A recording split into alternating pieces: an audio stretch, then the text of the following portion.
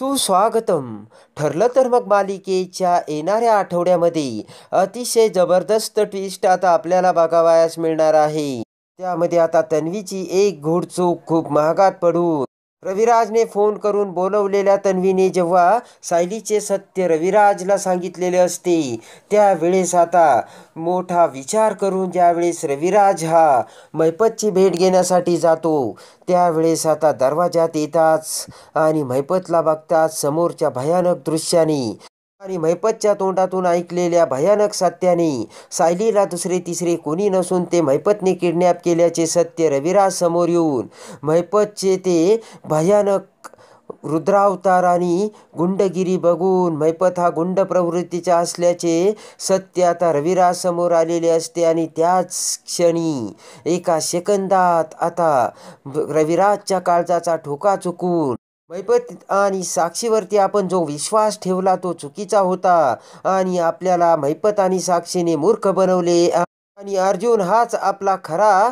एकलव्य होता हे आता रविराज समोर येऊन रविराजला त्याची चूक लक्षात येताच आता वाऱ्याच्या वेगाने रविराज कसा अर्जुनकडे धाव घेतो आणि सायलीचे किडनॅपिंगचे सत्य आता रविराज अर्जुनला सांगून दोघेही पुन्हा एकत्र येत आता कसे मैपत आणि साक्षीचा डाव उधळून लावतात हे आता आपल्याला बघावयास मिळणार आहे.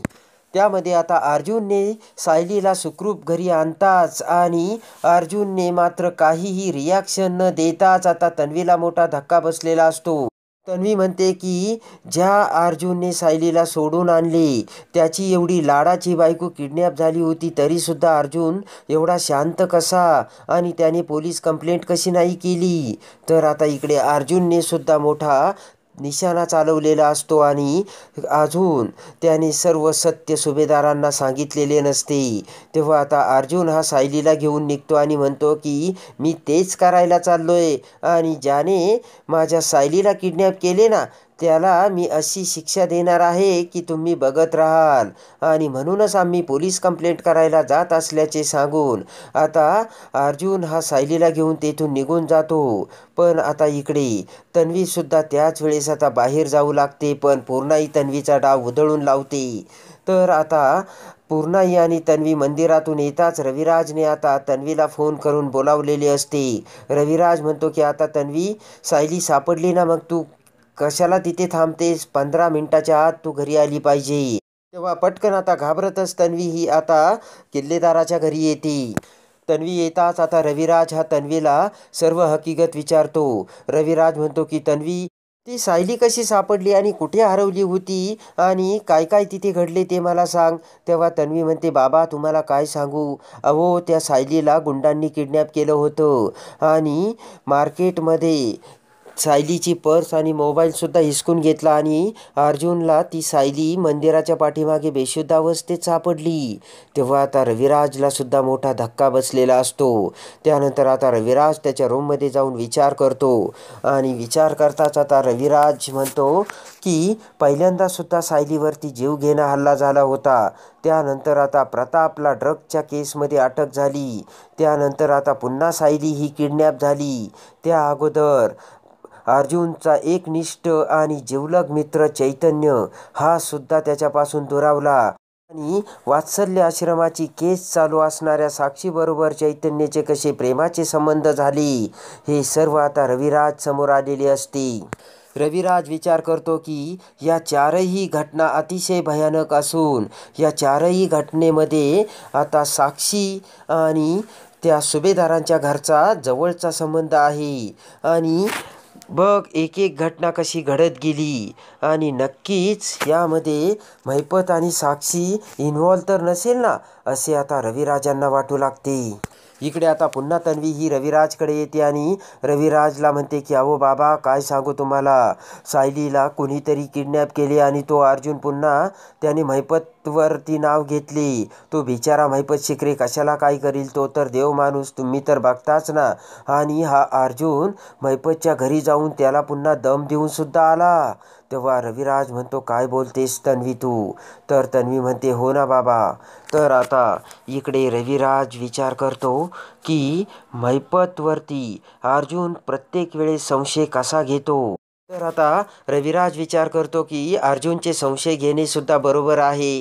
कारण सुभेदारांच्या घरावर एकामागून एक असे प्रत्येकावरती संकट येत आहेत आणि एवढा कोणता असा सुभेदारांचा मोठा दुश्मन असेल.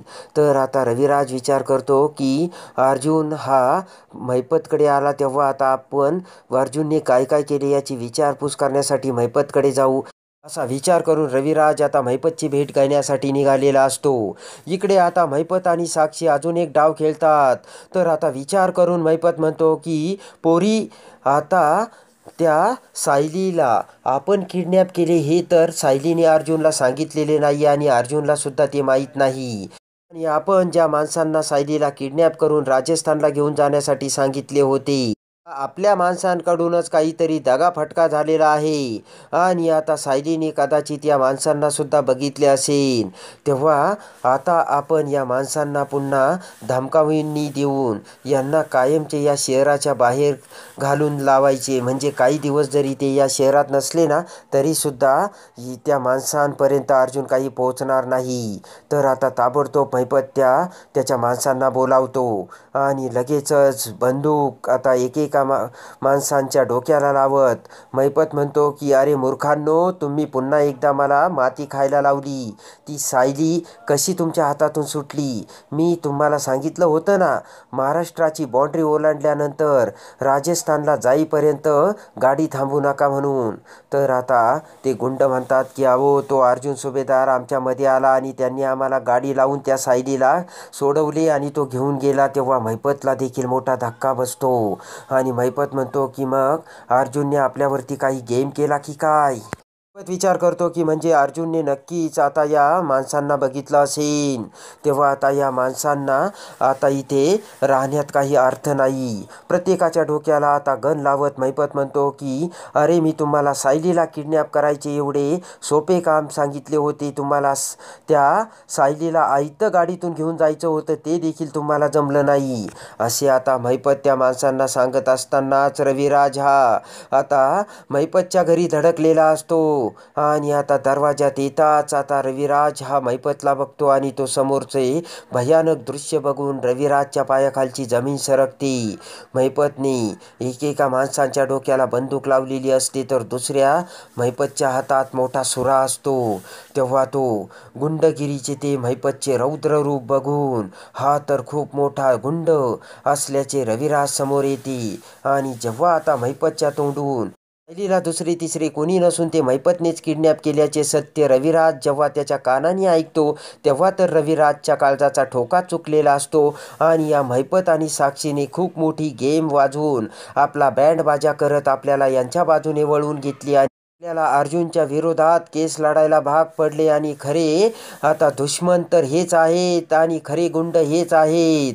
म्हणजे सायलीला देखील यांनी किडनॅप केले होते आणि याचा अर्थ प्रतापच्या औषधामध्ये सुद्धा या महिपतनेच ड्रग्ज मिक्स केले असणार अशी आता रविराजला खात्री झालेली असते. आणि आता पटकन आता जीव मुठीत घेऊन रविराज हा तसाच आल्या वाटेने आता रविराज हा महिपतच्या घरातून निघून गेलेला असतो.